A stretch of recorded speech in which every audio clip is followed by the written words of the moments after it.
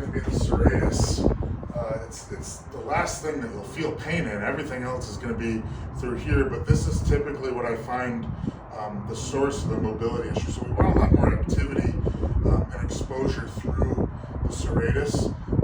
That's going to be kind of what frees up our hands to our forearms, to our bicep, to our pec, triceps.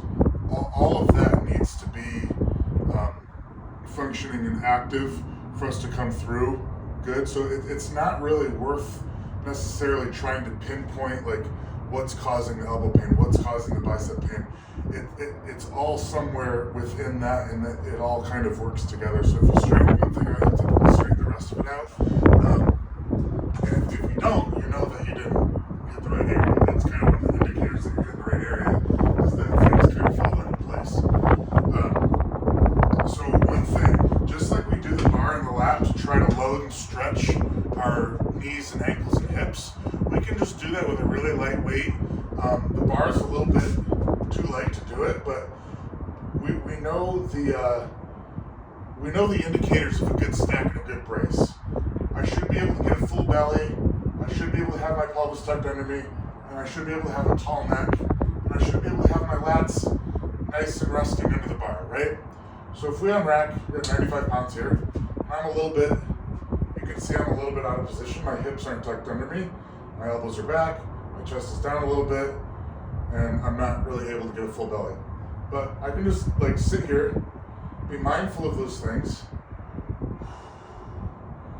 work on my breathing,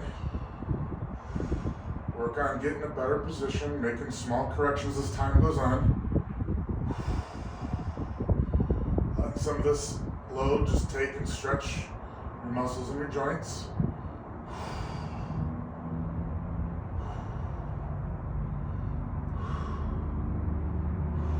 Find better foot positioning, find better elbow positioning, better neck positioning, bigger brace. Ooh, a little bit better bar positioning. Okay, and then loosey-goosey, walk it off. I'm gonna try getting back under the bar. Do that a couple times. You hold that for 3 to 5 minutes, just getting under there. And even I like to do this one as well. Maybe if your lower body's more of the problem, again, just like bar on the lap,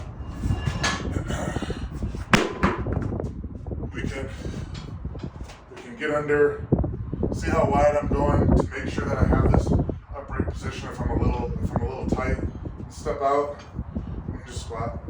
Let me just sit here, find better positioning, get deeper, switch leg to leg, keep the chest up, find that belly, push it into the quads, get a little bit deeper, get back to being upright, find the belly, push it into the quads, push the knees out, find the adductors, find the abductors.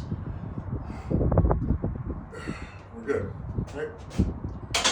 Okay, so just, it's so simple, but spending more time in the position that we're desiring to get good at is going to be what helps us to get better at those things. So use the barbell as a tool more than just loading it for strength.